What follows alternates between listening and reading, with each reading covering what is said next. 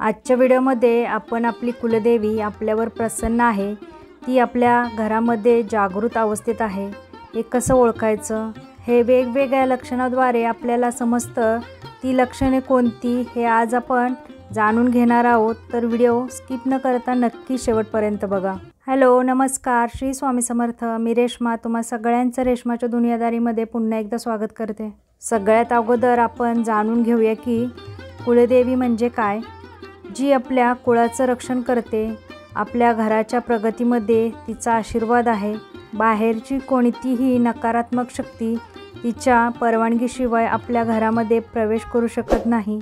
तर या देवीला आपण कुलदेवी म्हणतो। पिढ्यानपिढ्या म्हणजेच आपल्या पूर्वजांपासून या कुलदेवीची सेवा आपल्या प्रत्येकाच्या घरात घडत आलेली असते।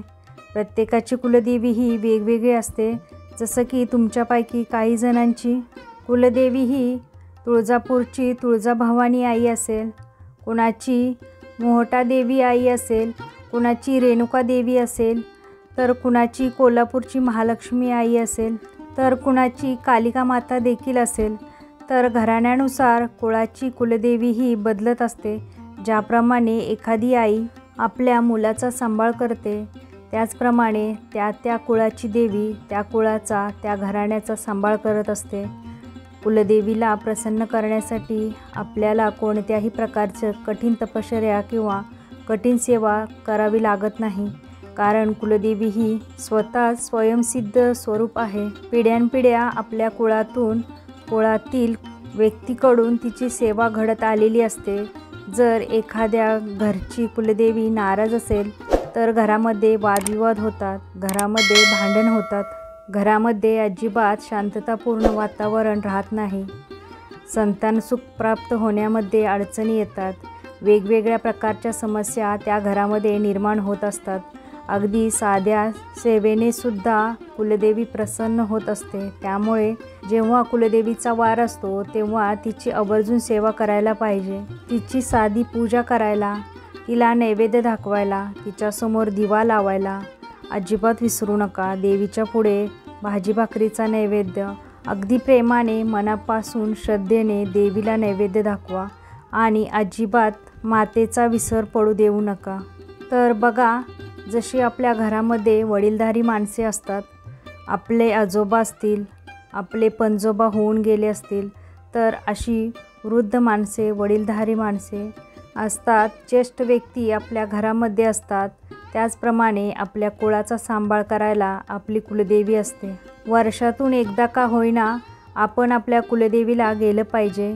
कुलदेवीच्या ठिकाणी आपल्या घरातील ज्येष्ठ व्यक्तींनी घरातील लहान मुलाबाळांसोबत गेलं पाहिजे, ज्यामुळे कुलदेवीचा आशीर्वाद कायम त्या घराण्यावर राहतो।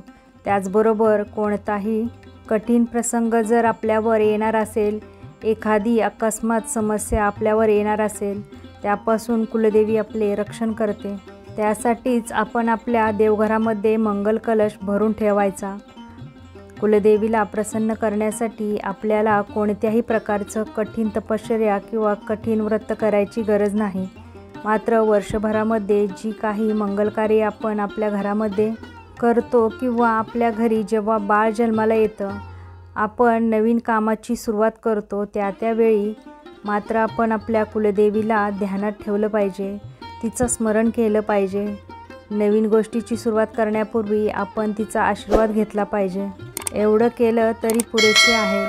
आता ती काही खास लक्षणं किंवा ती काही खास संकेत पाहूया, ज्यावरून तुम्हाला कळेल की तुमची कुलदेवी तुमच्यावर प्रसन्न आहे, ती तुमच्या घरात जागृत अवस्थेत आहे, ती तुमच्या घरामध्ये निवास करते। पहिलं लक्षण आहे की ज्या घरातील कुलदेवी त्या घराण्यावर त्या कुटुंबावर प्रसन्न असते, त्या घरातील कोणत्याच कामांना कोणत्याही बाधा येत नाहीत। अशा घरातील व्यक्तींनी जे काही काम हाती घेतलं ते काम पूर्णत्वास जाते, ते काम थांबत नाही, त्यांना त्या कामामध्ये सफलता प्राप्त होते। त्यांना ज्या काही कामामध्ये अडचणी येत असतील, म्हणजेच कितीही साधे सोपे काम असेल किंवा कोणतीही गोष्ट करायला घेतली तरी त्यामध्ये अडचणी निर्माण होत असतील, तर तुम्ही समजून जा की तुमची कुलदेवी तुमच्यावर नाराज आहे किंवा काहीतरी तुमच्या कुलदेवीचं तुमच्याकडून चुकत आहे, त्यामुळं काय करायचं की वर्षातून एकदा का होईना आपल्या कुटुंबाबरोबर आपल्या कुलदेवतेच्या ठिकाणी जाऊन यायचं. म्हणजेच आपल्या कुलदेवतेचं मूळ ठिकाण जे आहे तिथे आपल्याला जायचं आहे.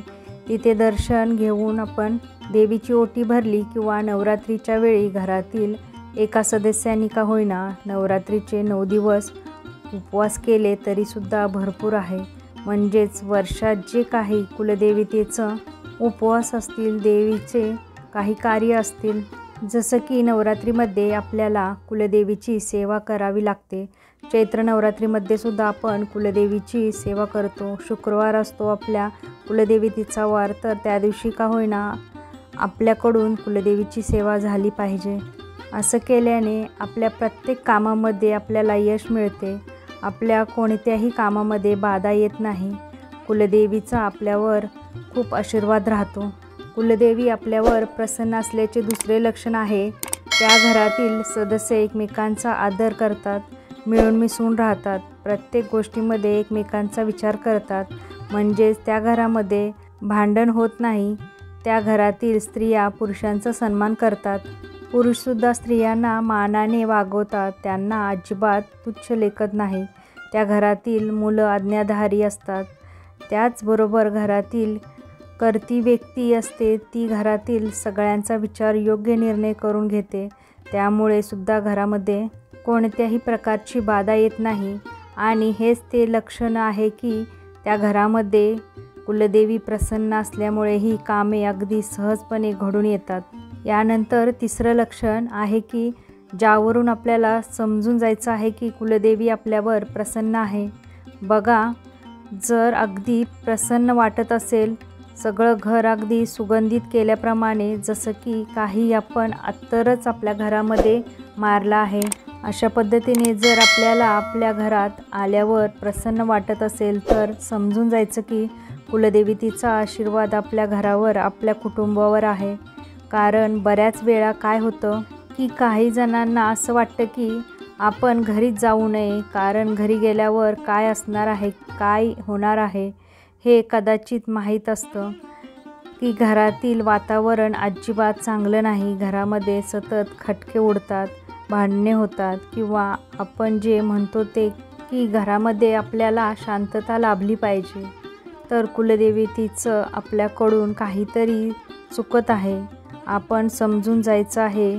पण ज्यांना आपल्या घरी जायची सतत ओढ लागलेली असते, घरी गेल्यावर जो अगदी आनंदात असतो तो कशातच नसतो असं ज्यांना वाटतं, म्हणजे थोडक्यात काय, त्यांना त्या घरामध्ये अगदी प्रसन्न वाटतं. घरातील व्यक्ती एकमेकांशी एकदम चांगले राहतात, मिळून मिसळून राहतात, तर साहजिकच कोणत्याही व्यक्तीला घरी पटकन जावंसं वाटणार. हे सुद्धा तेच लक्षण आहे की त्या घरात कुलदेवी प्रसन्न आहे, कुलदेवतेचा आशीर्वाद त्या घरात त्या व्यक्तींवर आहे.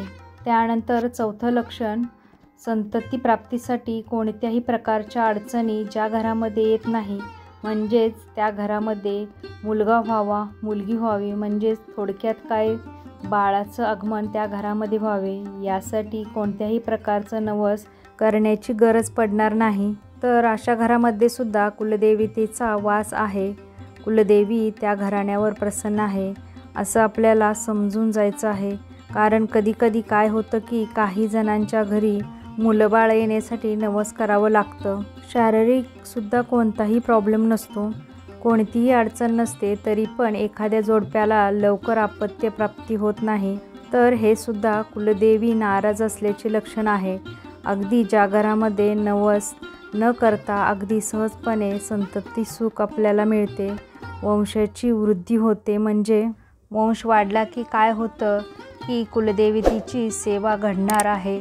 वंश जर फुटला, म्हणजेच मुलगा असो किंवा मुलगी, पण काही अपत्य जर त्या जोडप्याला झालं नाही, तर साहजिक कुलदेवतेची सेवा त्या घराण्याकडून पुढे जाऊन घडणार नाही. तर ज्यांच्या घरी अगदी सहजपणे अशी वंशवृद्धी होत असते, तर त्यांच्यावर सुद्धा कुलदेवीचा आशीर्वाद आहे असं आपल्याला समजून जायचं आहे.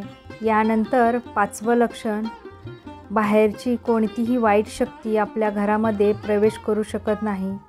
ज्या घरामध्ये कुलदेवीचा वास असतो तर त्या घरामध्ये कोणत्याही प्रकारची प्रबळ जरी वाईट शक्ती असेल तरी ती प्रवेश करू शकत नाही. कारण कुलदेवी असो कुलदैवत तर या देवतांचा वास आपल्या घराच्या मुख्य प्रवेशद्वारावर असतो. त्यामुळे कितीही प्रबळ शक्ती असली, कुणी कितीही आपल्या घरावर करणीबाधा किंवा वाईट नजर टाकण्याचा प्रयत्न केला तरीसुद्धा कुलदेवतेच्या आशीर्वादामुळे कुलदेवतेच्या शक्तीमुळे ती वाईट शक्ती किंवा ती बाधा आपल्या घरामध्ये प्रवेश करू शकत नाही. यानंतर सगळ्यात शेवटचं आणि 6वं लक्षण असं आहे, जर आपली कुलदेवी आपल्यावर नाराज असेल, कुलदेवीचं आपल्याकडून काही चुकत असेल किंवा कुलदेवीला आपल्याकडून काही कार्य करून घ्यायचं असेल तर कुलदेवी आपल्या घरातील एखाद्या व्यक्तीच्या स्वप्नात जाऊन तिची जी काही इच्छा असेल किंवा आपल्याकडून काही चुकत असेल तर ती अवश्य त्याचे संकेत किंवा स्वप्नात जाऊन ती सांगते. आणि आपणसुद्धा आपल्या घरातील वडीलधाऱ्या माणसांना, आपले आजी आजोबांना किंवा आईवडिलांपैकी एखाद्याला नक्की सांगताना ऐकलं असेल की देवी माझ्या स्वप्नात आली होती आणि देवीने हे करायला सांगितलं किंवा दर्शनाला ये असं सांगितलं. तर अशा वेळेला वेगवेगळ्या प्रकारचे संकेत देवी त्या घरातील व्यक्तीच्या स्वप्नात जाऊन देत असते. तर हा सुद्धा एक संकेत असतो की देवी आपल्यावर प्रसन्न आहे किंवा आपल्याकडून जर काही देवीचं चुकत असेल तर त्याचे संकेतसुद्धा ही कुलदेवी नक्कीच देत असते. कारण कुलदेवी ही एक शक्ती आहे. त्या कुळाचं रक्षण करण्यासाठी प्रत्येक कुळाची कुलदेवी ही वेगवेगळी असते. तर सगळ्यात सोपा आणि महत्त्वाचा नियम असा आहे की कुलदेव आणि कुलदेवीच्या बाबतीत जर आपल्याला प्रत्येक कामामध्ये यश मिळावंसं असं वाटत असेल, आपल्या कोणत्याही कामामध्ये बाधा येऊ नये, आपल्या घराण्याला कोणाची नजर लागू नये, आपल्याला संतती सुख प्राप्त व्हावे, म्हणजे ज्या ज्या गोष्टीमध्ये आपल्याला सुखाची इच्छा होते किंवा ज्या ज्या गोष्टी आपल्याला मिळाव्या अशा आपली इच्छा असते, तर त्यासाठी फक्त एकच काम करायचं, कुलदेवीचा व कुलदेवाचा कोणताही कुलाचार चुकवायचा नाही. किंवा ज्या गोष्टी आपण नवीन सुरू करू, नवीन कार्याचा आरंभ आपल्या घरी होणार असेल, त्याचबरोबर आपल्या घरी कोणतीही शुभकार्य असेल, म्हणजेच कोणतीही महत्त्वाची कामे करताना कुलदेवीचा आशीर्वाद घ्यायला विसरू नका. तुमच्या घरात जे कार्य कराल, तुमच्या घरात लग्न असू द्या, त्यावेळी पहिली पत्रिका तुमच्या कुलदैवताच्या समोर नेऊन ठेवा, त्यांचा आशीर्वाद घ्या आणि मगच कार्याला लागा. तुमचं कुठलंही काम असू द्या, शैक्षणिक असू द्या किंवा व्यावसायिक असू द्या किंवा शेतीसाठी कोणतंही काम असू द्या, गाडी घ्यायची असू द्या, घराची काही असू द्या, मूळ तुमची ताकद जी आहे ती कुलदेवीपासून आहे. तिचे स्मरण करायला विसरू नका. तिच्यासमोर नारळ फोडायला किंवा तिची ओटी भरायला विसरू नका. यापैकी तुम्ही काहीही एक केलं तरी कुलदेवी तुमच्यावर कधीच नाराज होणार नाही. ती तुमच्या घरामध्ये स्थायी रूपात वास करेल. अगदी जागृत अवस्थेत ती तुमच्या घरामध्ये राहील आणि पर्यायाने तुमच्या घरावर कोणत्याही प्रकारचं संकट कधीच येणार नाही. आणि जर चुकून एखादं संकट आपल्या घरावर येणार असेल, घरातील एखाद्या व्यक्तीवर येणार असेल, तर त्या संकटातून कुलदेवी आपल्याला नक्कीच वाचवेल किंवा त्या संकटातून बाहेर पडायचा मार्ग देवी नक्कीच दाखवेल. जर तुम्हाला हा माहितीपूर्ण व्हिडिओ आवडला तर व्हिडिओला लाईक जरूर करा. चॅनलवर नवीन असाल तर चॅनल सबस्क्राईब करायला विसरू नका. पुन्हा भेटूया आपण उद्याच्या नवीन व्हिडिओमध्ये. तोपर्यंत सगळ्यांना श्री स्वामी समर्थ. जय जय स्वामी समर्थ.